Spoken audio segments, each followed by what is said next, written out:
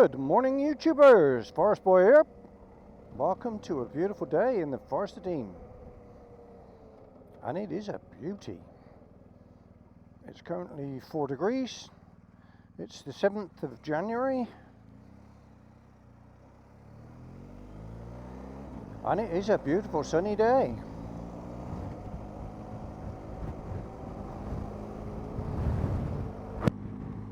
So, today I've just popped out to make a very short video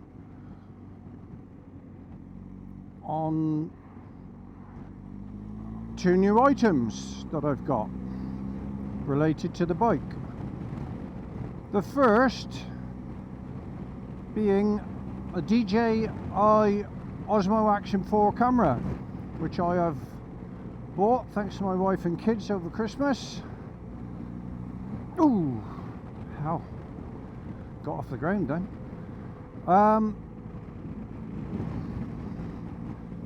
Yeah, which I bought thanks to my wife and kids over Christmas to replace the GoPro, that thing there, because I am sick to death of the reliability issues with GoPro. Lovely cameras, take nice footage, but oh my god, so unreliable. I just can't cope with it. You spend several hours, you go out, you look for interesting places, you think of things to say, you put it all together, link it up, make a video. There's quite a lot of thought and effort and work goes into doing it. You get back home, start the editing, and you've got no audio, or the file has been corrupted, and you've got nothing to make a video with, or bits and pieces. I mean, the last couple of times I've managed to do a bit of overdubbing, put some audio on top, but to be honest, it's rubbish. It doesn't sound very good. It's not clean. I'm sorry, it doesn't sound like you're on a motorbike. It's too clean, and you haven't got the heart to go back out and do it all again. I did the Pyrenees trip this year, but I took 10 guys out and we did 2,000 miles across the Pyrenees, and 50% of the footage was lost, was corrupted, be it footage or audio. And after that trip I decided that I wasn't putting up with that anymore, so DJI came out with this new camera. It's got rave reviews worldwide. It's being known as the GoPro killer. And to be honest, it wouldn't have to be very good to be a GoPro killer. It's got great battery life, it's got great reliability, the footage is great, the field of vision is great. So I bit the bullet and I bought one. What convinced me was a guy from Northern Ireland, Dave, or from Ireland, I'm not sure if he's Northern Ireland, for a guy from Ireland, Dave. It's called Really Good TV. If you ever get a chance, watch him. He makes great films, great footage.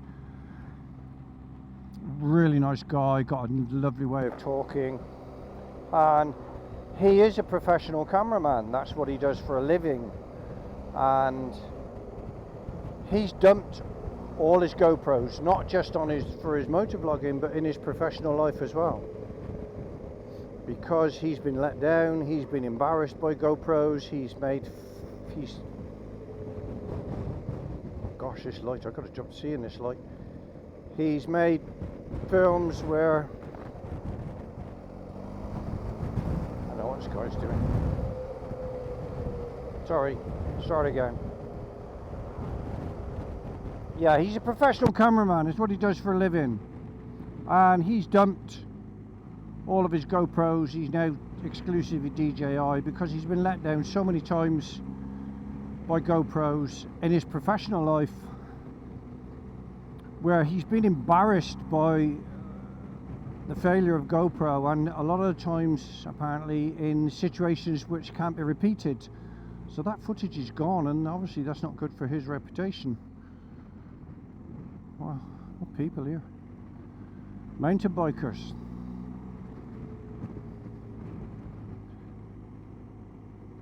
Bit icy in here.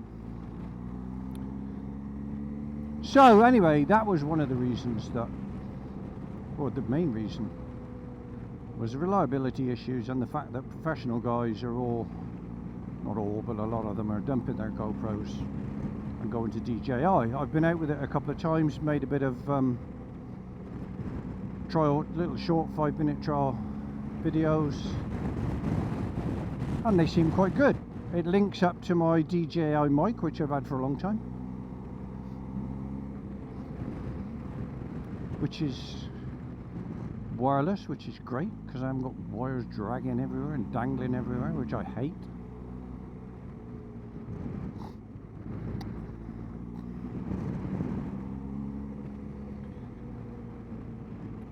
I mean, I'm very much a hobbyist vlogger. I do it purely for fun. I like doing it. I like to create something. I have no other interest in it other than that. It's just something I enjoy doing. God, that sun is bright. But it's got to be reasonably easy for me to do. I mean, if it becomes a chore and it becomes hard work, which it was with the GoPros, then I'm not going to do it. And I'd got to the point where I was actually going to give it up, pack it in, because I was getting so annoyed with it. So hopefully this will eliminate those issues. The whole point is to give the viewer, you guys, the experience of riding a bike.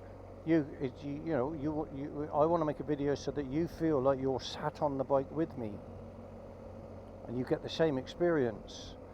If I do overdubbing, I can talk about things going on, but it's not the same experience. You don't get the noise of the engine, the wind noise.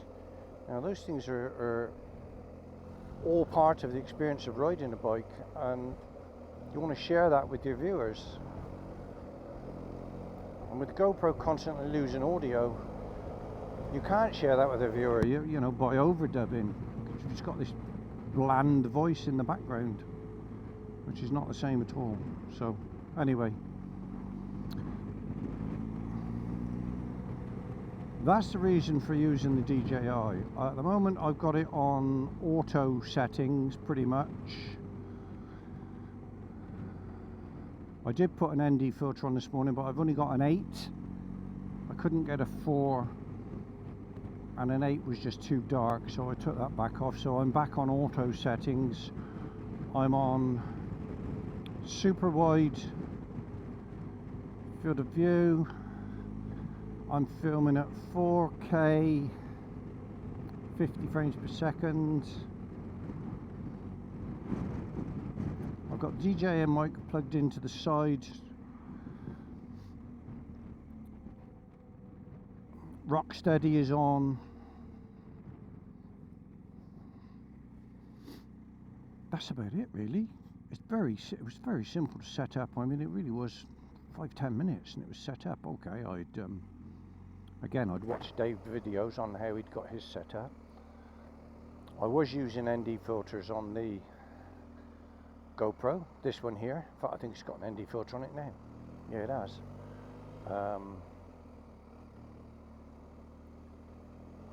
And I've got ND filters for this DJI, but I haven't got a 4, as I said, and the 8 was too dark. But to be honest, the footage seemed okay without it this morning. Again, I'm not a professional photographer, so this guy's not going to stop, is he?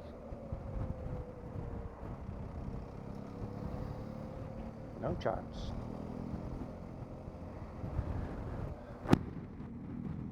So DJI Osmo Action 4 is what I've gone for. We'll see how it works out. So the GoPro now is on the handlebars. I use it for B-rolls for the time being.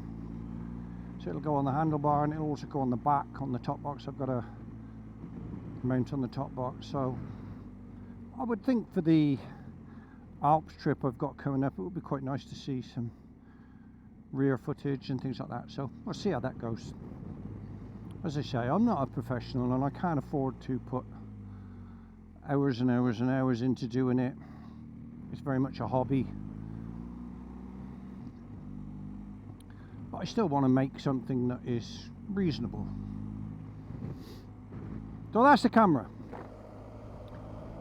The second thing I want to talk about is I've put a set of Dunlop Trailmax Raid on for the winter, just because I fancied something a bit different, to be honest. They are a 50/50 road off-road, have very good reputation on road. They were much cheaper than the Michelin 6s that I've been using. I don't suppose they'll last as long, but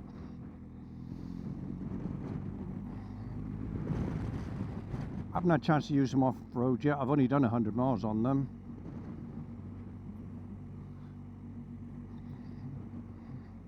Like all knobblies, the first 10-20 mile was horrendous.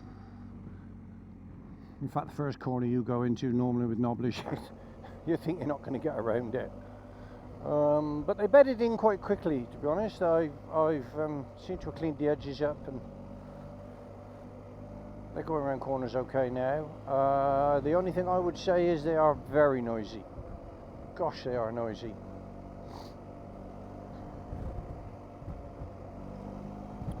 I can't say there's any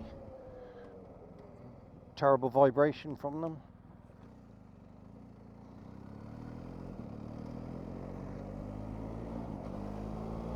I've run them through grooves and overbanding and things like that, and they seem okay. They're not gripping in the overbanding and dragging you off in the wrong direction. They seem to be cornering well. I've not really pushed them yet, because obviously conditions this last week have been absolutely dreadful. So I went out with them on Wednesday, and I was in up to 2 foot of water on one occasion, so not really much chance of pushing the tyres, and it's too cold and a bit icy. So anyway, I'll pull in here and I'll just do a quick walk around and show you what they're like. Again, this is only an initial impression video, because they've literally I've only done 100 miles on them. Anyway, I'll just pull up and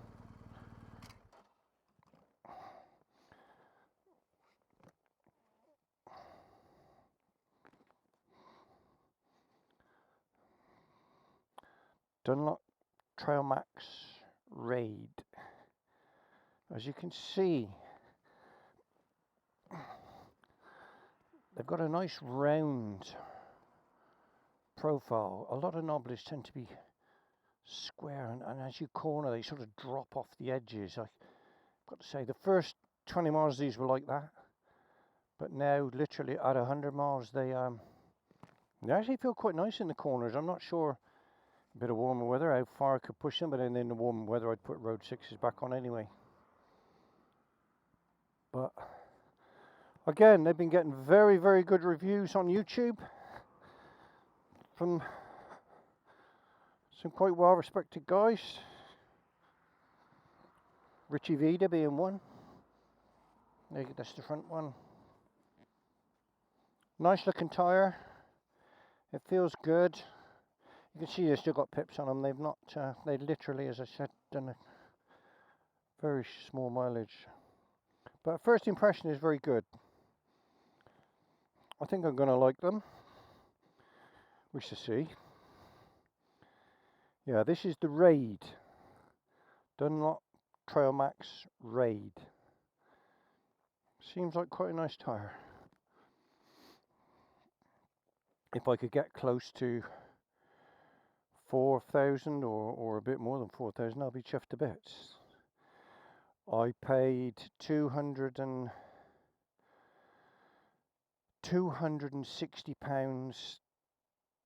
for the tyres fitted onto the wheels. I popped the wheels off because my local tyre fitter is so busy. He just appreciates it if you can pop the wheels off. I've got one of those ABBA stands, so I just pop the bike on the stand, whip the wheels off. I mean, it just takes literally 10 minutes. I pop them down, he puts them on balances, I take them back and pop them on. I mean, it really is just a 10-minute job with the ABBA stand. Yeah, I think it was 260 fitted and balanced. And he disposed of my old tyres as well, because they all charge for that now, don't they? So I thought it was quite a good price, because a couple of my mates have been going to a local motorbike tyre supplier in Gloucester, and he's charging over £300 for these same tyres. So there they are. There's the GoPro on the handlebars. There's a mount there for it to go on the back for some rear footage, and that seems to work quite well. Anyway, there we are. DJI Osmo Action 4, which is that one there. Got the mic adapter on the side, and Dunlop Trailmax Raid tyres. That's it. As I say, a very quick video. I've got to go home and have some Sunday dinner now. Can't believe this weather for January. See, it's only 3 or 4 degrees, but it is a beautiful, beautiful weather. So, there we go.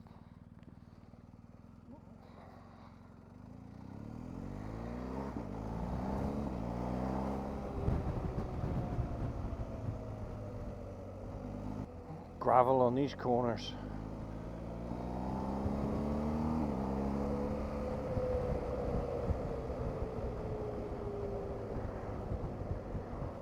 Wow, I should think.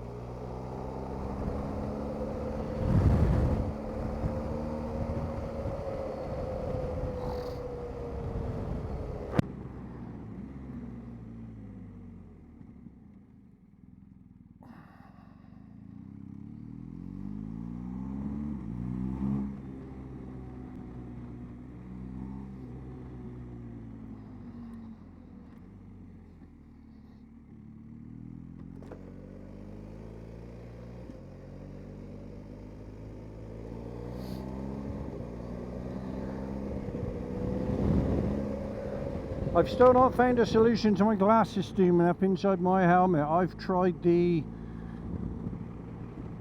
all the different spray-on things that you can buy on the internet. I've tried shaving gel, shaving foam. Yeah, it works to a degree, but it still doesn't work properly. If anybody's got a cure, I'll happily try it. I've got a friend who races. He's a very, very skilled racer. He was British champion twice, road racing. And he swears by ferroliquid, but it doesn't work for me. It doesn't matter how I do it.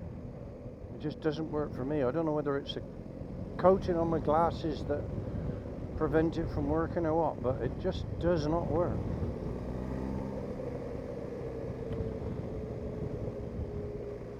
I've tried the muck off one, a couple of mates using that. It sort of works, but it's not what you want. It's not a good job. So I'm still trying. If anybody's got any ideas, please post it below. Anyway, I'm nearly home now, so I'm going to sign off. Wish you all a happy new year. I'm hoping mine's going to be a better one than it was last year. 2023 was a very difficult year for us, for me personally and for us as a family. It was a very, very hard year, but we got through it. We're still smiling, we're still going, and hopefully 2024 is going to be better.